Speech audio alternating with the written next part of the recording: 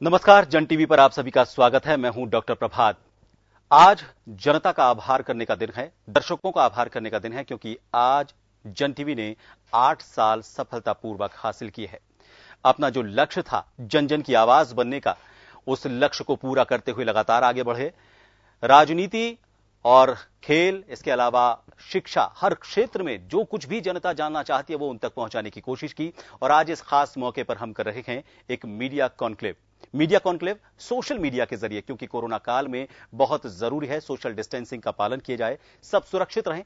इसके लिए हमने इस कॉन्क्लेव में आज सुबह से लगातार बात की। डॉक्टर सीपी जोशी जी से बात हुई, हमारी बृंदा करात जी हैं, उनसे हमारी बात हुई। इसके अलावा अलग अलग राजनेताओं से हमारी बातचीत चल रही है। और इस वक्त हमारे साथ जुड़ चुके हैं राजनीति में शुचिता को सबसे आगे रखने वाले राजनेता, राजस्थान भाजपा के प्रदेशाध्यक्ष सतीश पूनिया जी। सतीश जी, आपका बहुत बहुत स्वागत है। सबसे पहले तो यही कि जनता के लिए, जनता तक राजनीति की बात पहुंचाने के लिए, राजनीति जनता के लिए क्या कुछ कर रही है वो बात पहुंचाने के लिए एक जो मीडिया होता है वो सबसे बड़ा माध्यम होता है। आज जन टीवी ने 8 साल पूरे किए हैं, 9वें साल में प्रवेश कर रहा है। क्या अपेक्षाएं आपकी आमतौर पर मीडिया से होती हैं, और इस खास मौके पर जबकि हम 8वीं वर्षगांठ मना रहे हैं, क्या कुछ खास आप कहना चाहेंगे? नमस्कार और बहुत बहुत धन्यवाद।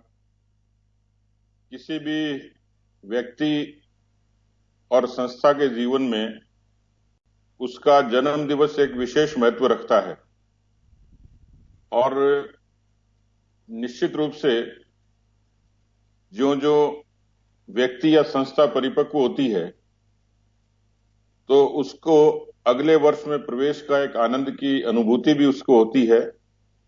साथ ही साथ वो पीछे मुड़ के भी देखता है, मैं कितने कदम आगे आया। दुनिया का सबसे बड़ा लोकतंत्र देश है भारत, और इस लोकतंत्र की अनेकों खूबियां हैं। आधुनिक भारत की खूबी लोकतंत्र, और लोकतंत्र की खूबियों में भारत का संविधान, भारत की शासन व्यवस्था और भारत की जनता का जिस तरीके से लोकतांत्रिक मूल्यों में योगदान है वो। लेकिन निश्चित रूप से जब व्याख्या की गई तो संवैधानिक दायरे में तो न सही, लेकिन कार्यपालिका, न्यायपालिका और विधायिका के बाद में जो 3 स्तंभ माने गए, उसमें लोकतंत्र का चौथा स्तंभ कहा गया समाचार माध्यमों को, मीडिया जगत को। और वो इसलिए कि समाज के बीच में संप्रेषण कैसा हो, संवाद किस तरीके से हो, लोगों के बीच में निरपेक्ष तरीके से खबरें कैसे जाएं, और जिस आधार पर समाज अपनी धारणा को बनाकर इस माध्यम को भी उसी लोकतंत्र का एक मंच बना ले। मान लीजिए कहीं सुनवाई नहीं होती, ये दीगर बात है कि आजकल एक लफ्ज नया चल पड़ा, मीडिया ट्रायल। लेकिन मुझे लगता है किसी सुदूर बस्ती में बैठे हुए किसी व्यक्ति की कहीं उसकी आवाज नहीं पहुंचती हो तो साधारण से साधारण उस गली का मीडिया भी उसकी बात की अभिव्यक्ति अपनी कलम से या वाणी से करता है। जन टीवी से मैं बहुत शुरुआती दिनों से जुड़ा हूं, और मैं ये मानता हूं कि जो इस तरीके के जो मध्यम वर्गीय किस्म के माध्यम हैं उनका एक बड़ा महत्व है। तो मैं सबसे पहले तो जन टीवी को उसकी वर्षगांठ पर बहुत बहुत शुभकामनाएं देता हूं। और जो यात्रा जन टीवी ने करी, तो मैंने जैसे कहा कि मैं शुरुआत से ही जन टीवी की उस यात्रा का साक्षी हूं। और एक विज्ञापन आता है मेड फॉर ईच अदर, तो कई बार ये लगता है कि मेरी भी इस यात्रा में जन टीवी का एक अच्छा खासा योगदान रहा है। जब जन टीवी हम जैसे लोगों को मंच उपलब्ध करवाता था तो जन टीवी को हमारी जरूरत होती थी और हमें जन टीवी की जरूरत होती थी। तो इसलिए मैंने कहा कि मेड फॉर ईच अदर। तो इसलिए मैं जन टीवी का खास तौर पर बहुत बहुत धन्यवाद देता हूं कि जिस समय हमने एक राजनीति के एक अवस्था में प्रवेश किया और उस अवस्था में जन टीवी से साक्षात्कार हुआ, तो निश्चित रूप से मीडिया की भूमिका इस लोकतंत्र में मुखर है। और उस लोकतंत्र में इस तरीके का जो चैनल जिसकी अप्रोच बिल्कुल नीचे तक है, ऐसे जनता के टीवी जन टीवी को मैं अपनी तरफ से हृदय से आभार भी व्यक्त करता हूं और बहुत शुभकामनाएं देता हूं। जी, पुणे साहब, आपने जो एक बात कही उसमें एक बहुत अच्छी बात ये रही कि हमें पीछे मुड़कर जरूर देखना चाहिए। जाहिर सी बात है, अगर हम हमारा पिछला वक्त याद रखते हैं, हमने पीछे क्या कुछ किया, हमारे आगे के दिनों के लिए वो सबक होता है। और हमारे लिए ये गर्व की बात है कि पिछले 8 साल में जब हम देखते हैं तो हमारे लिए वो गौरवान्वित क्षण होते हैं। 28 साल का आपका करीब सफर रहा है राजनीति का। इन 28 सालों में जब आप पीछे मुड़कर देखते हैं तो राजनीति की बदलती हुई तस्वीर को देखते हुए आप क्या कहना चाहेंगे? क्योंकि हम सुनते आए हैं, आपने भी कई बार जिक्र किया है, सदन के कुछ आपने उदाहरण पेश किए हैं और उसमें यह कहा है कि सदन में पक्ष और विपक्ष, सत्ता पक्ष और विपक्ष के लोग इस तरह से साथ बैठते थे कि लगता नहीं था कि यहां कोई विपक्ष है या फिर यहां कोई सत्ता पक्ष है। लेकिन आज किसी भी छोटे मुद्दे पर इतना विरोधाभास, इतना मनमुटाव नजर आता है कि वो दिल की गहराई से ऐसा लगता है कि वो बिल्कुल मन से उस बात को सामने नहीं ला पा रहे हैं और ये मनमुटाव कहीं बिखराव नजर आ रहा है। इस 28 साल में जब आप पीछे मुड़कर देखते तो राजनीति की किस तरह से बदलती हुई तस्वीर आपको नजर आती है? देखिए, वैसे तो हर किसी का युग होता है, जिस उस समय के दौरान जब व्यक्ति काम करता है किसी भी भूमिका में। और सामान्य तौर पर मैं ये महसूस करता हूं कि व्यक्ति को अपना युग सबसे अच्छा लगता है। आप किसी से जिक्र करेंगे, अपने किसी पुरखों से, पुराने लोगों से, वो करेंगे हमारे जमाने में तो ऐसा होता था। ये सामान्य सी धारणा व्यक्ति के मन की होती है। जैसा मैंने जिक्र किया कि राजनीति लोकतंत्र, लोकतंत्र से उपजी राजनीति, राजनीति से उपजी व्यवस्था। इसमें मेरी मिश्रित सी प्रतिक्रिया है कि पुराने समय में और इस तरीके की डिमांड्स नहीं थी, अप्रोच नहीं थी, और अब बिल्कुल समय बदल गया, राजनीति का भी रूप बदल गया। उस समय दायरा थोड़ा सीमित था, इसलिए व्यक्ति की पहचान बहुत जल्दी होती थी। इस समय एक प्रतिस्पर्धा है और राजनीति भी मोटे तौर पर एक प्रोफेशन का आकार ले चुकी है, जिसमें हर तरीके के लोग शरीक हो गए। तो राजनीति में आए तो बहुत लोग हैं, लेकिन जरूरी नहीं है कि सबका मिजाज राजनीति जैसा हो, नंबर 1। दूसरा, एकदम से जो भौतिक प्रगति हुई है, प्रौद्योगिकी विकसित हुई है और नए नए तौर तरीके आ गए, वो भी राजनीति को प्रभावित करते हैं। मसलन उस जमाने में सोशल मीडिया नहीं था, मीडिया का भी इस तरीके का उपयोग नहीं होता था। तो फर्क इतना सा नजर आता है कि जब कोई चीज प्रोफेशनलिज्म की तरफ जाती है तो उसमें विकृति आती है।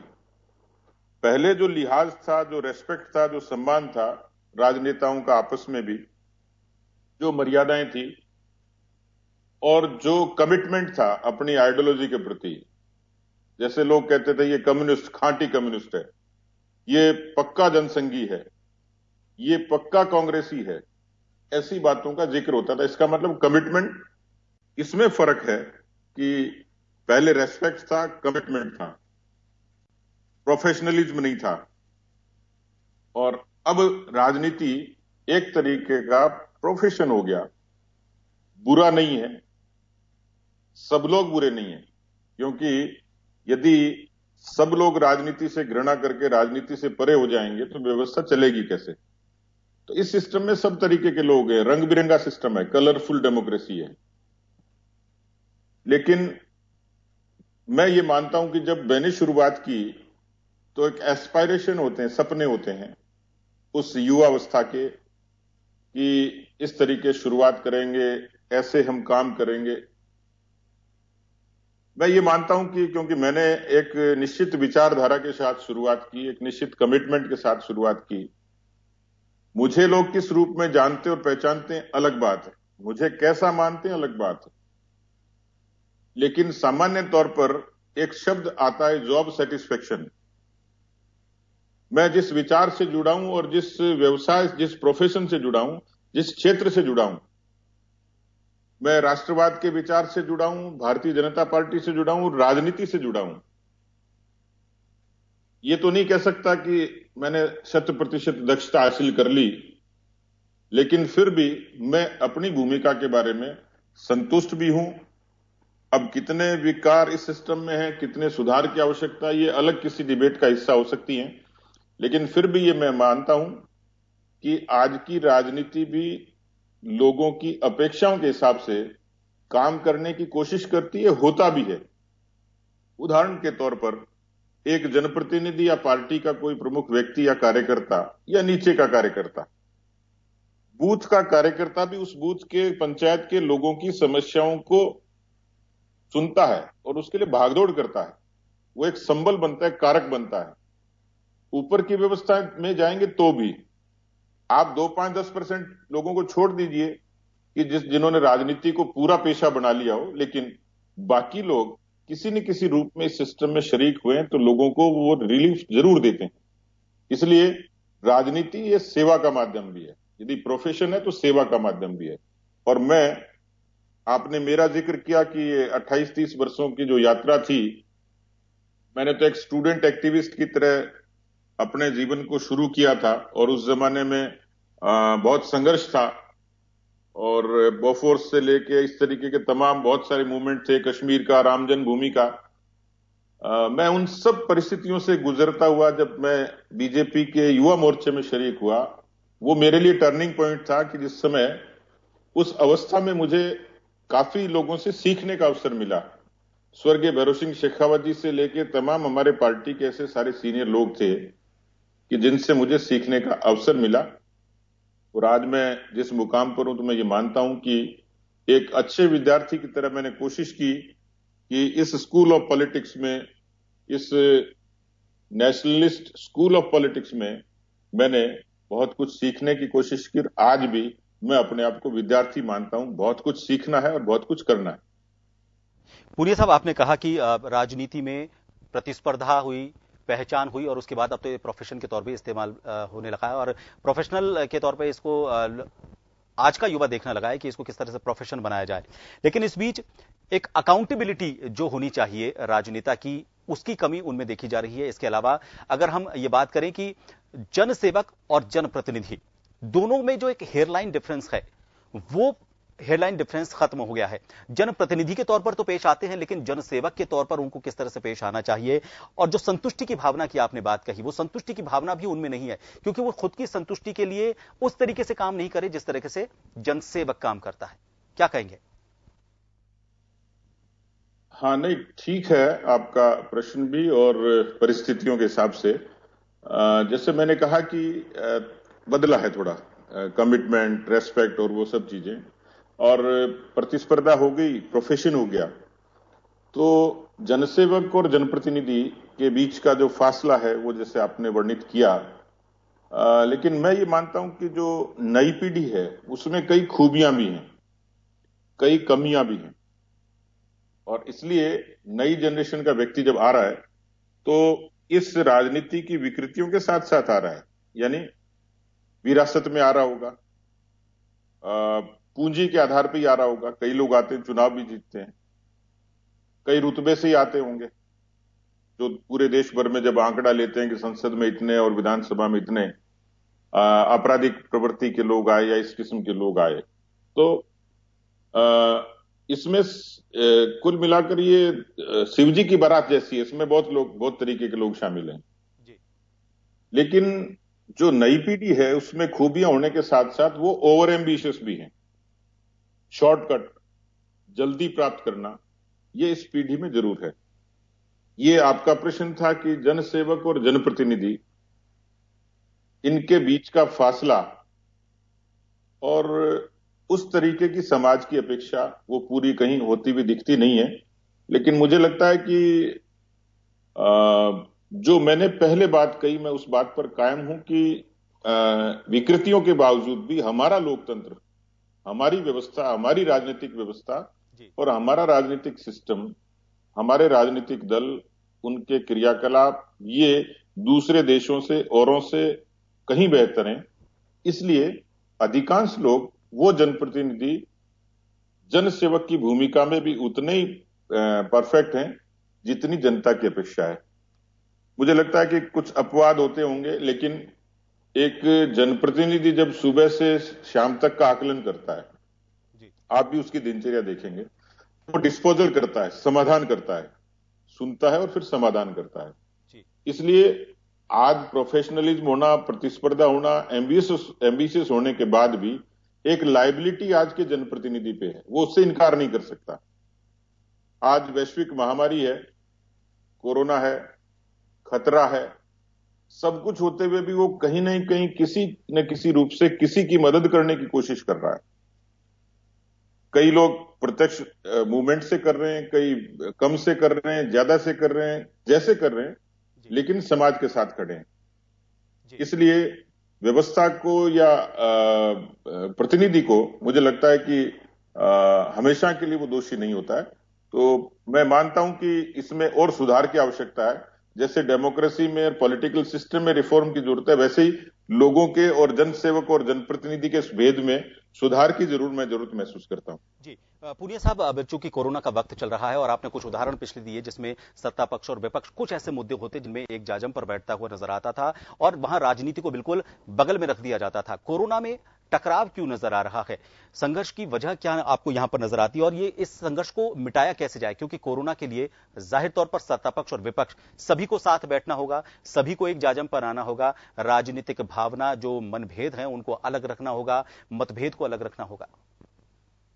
नहीं, देखिए, इस चीज को अलग तरीके से व्याख्या की गई है। मुझे लगता है कि ये आपदा और आपदा प्रबंधन अधिनियम कहीं इस बात से इनकार नहीं करता कि प्रतिपक्ष को अपनी बात को ठीक तरीके से, लोकतांत्रिक तरीके से कहने से कहीं कोई बुराई है। इस फोरम पे हम एक हैं, कोई दो राय नहीं। केंद्र की अपनी भूमिका है, प्रदेश की अपनी भूमिका है, राजनीतिक दलों की, राजनीतिक नेताओं की अपनी भूमिका है। राजस्थान के 200 विधायक हैं, वो अपने अपने तरीके से काम कर रहे हैं।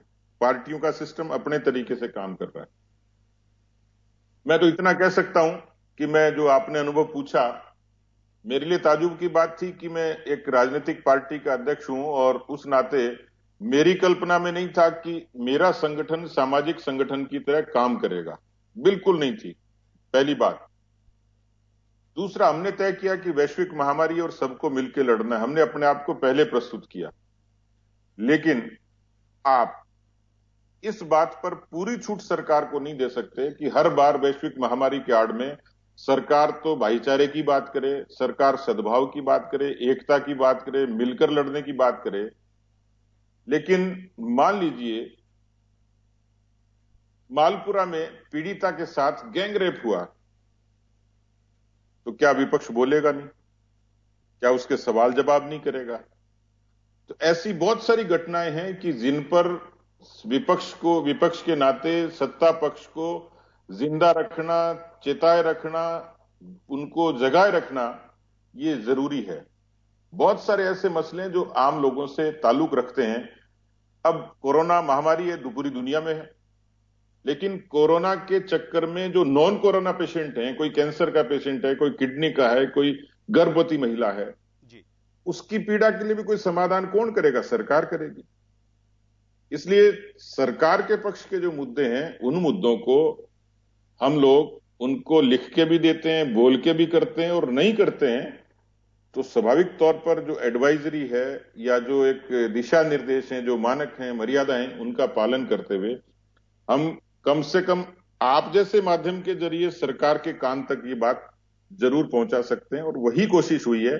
इसलिए इसमें अमर्यादित या नॉन कोऑपरेटिव कुछ भी नहीं। बिल्कुल। जो वीसी के जरिए सभी सर्वदलीय बैठक में सब लोग एक साथ जुड़े हैं, वो ये साबित भी करता है कि और पक्ष और विपक्ष कम से कम राजस्थान में तो इस बात को लेकर साथ है कि एक ऐसी महामारी जो कि पूरी दुनिया को परेशान कर रही है, राजस्थान कम से कम उससे एक साथ एक मंच पर आकर लड़े। बहुत बहुत धन्यवाद पूनिया जी, आप हमसे जुड़े, हमें समय दिया, और आपने जो बात कही कि सही है, शुचिता बनी रहनी चाहिए, आज आने वाली जो राजनीति है उसकी तस्वीर उजली होनी चाहिए, इस पर भी बहस की जानी चाहिए। और ये विश्वास हम आपको दिलाते हैं कि जन टीवी इस मामले में अपनी भूमिका के तौर पर, मीडिया की भूमिका के तौर पर खरा उतरा है, खरा उतरेगा। बहुत बहुत शुक्रिया हमसे जुड़ने के लिए। तो मीडिया कॉन्क्लेव में हमारे साथ सतीश पूनिया जी जुड़े। उन्होंने अपनी जिंदगी की जो 28 साल का जो संघर्ष है उसके बारे में उन्होंने बताया। राजनीति से अब क्या अपेक्षाएं वो रखते हैं, आने वाली राजनीति से, वो उन्होंने बताया। मीडिया की भूमिका को लेकर उन्होंने जन टीवी का धन्यवाद अदा किया। हमारे मीडिया कॉन्क्लेव जारी रहेगा दिन भर। आज हमारे साथ देश प्रदेश के राजनेता जुड़ेंगे इस मीडिया कॉन्क्लेव में, उनसे बातचीत करेंगे मीडिया की भूमिका को लेकर और उनके राजनीतिक सफर को लेकर हम उनसे बातचीत करेंगे। फिलहाल हमारे मीडिया कॉन्क्लेव में अभी इतना ही। खबरों के साथ मीडिया कॉन्क्लेव भी जारी रहेगा। मुझे दीजिए इजाजत। नमस्कार।